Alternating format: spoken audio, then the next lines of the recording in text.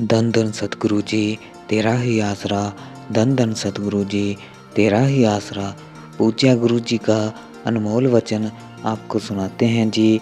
पूज्य गुरु संत डॉक्टर गुरमीत राम रहीम सिंह जी सा फरमाते हैं कि सारा संसार मांस शराब खा खा कर तथा कुकर्म कर कर के मालिक की ओर से गाफिल हुआ पड़ा है, अर्थात सोया पड़ा है। जीव को इस संसार का ज्ञान ही नहीं कि मेरे शीश पर काल बलि हर क्षण सवार होकर बैठा हुआ है।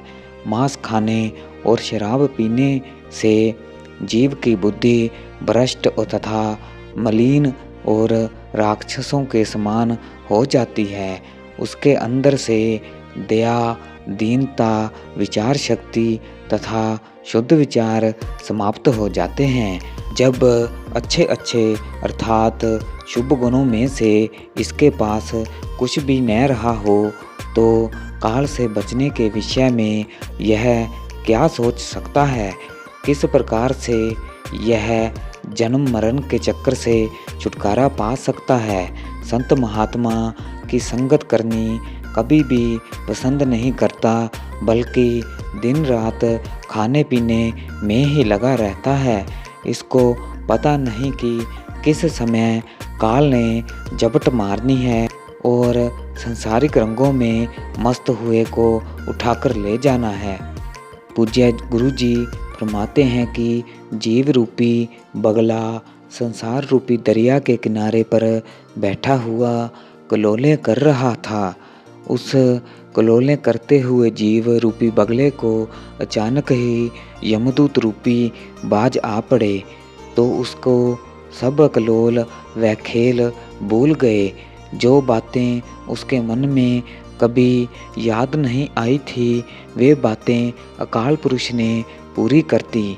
पूज्य गुरु जी फरमाते हैं कि जो जीव संत महात्माओं की संगत में जाता है उसी को ही संत महात्मा उस काल रूपी बलि से बचाने की युक्ति बताते हैं।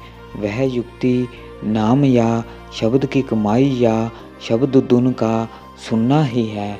सतगुरु की शरण और नाम शब्द की कमाई के बिना यमराज किसी को भी नहीं छोड़ता। हे जीव, तू गाफिल न हो। जिस प्रकार चूहे के पीछे बिल्ली, चिड़िया के पीछे बाज तथा हिरण के पीछे शिकारी ताक लगाकर बैठा हुआ है, उसी प्रकार काल तुम्हारे शीश पर बैठा कूक रहा है। इसलिए तू जागृत और होशियार हो जा और उससे बचने का उपाय अभी से ही कर ले, नहीं तो रोना और पछताना पड़ेगा। पूज्य गुरु जी फरमाते हैं कि इससे बचने की युक्ति संतों के पास है। उनसे युक्ति पूछकर जीव उसके प्रहार से छुटकारा पा सकता है। धन धन सतगुरु तेरा ही आसरा, धन धन सतगुरु तेरा ही आसरा।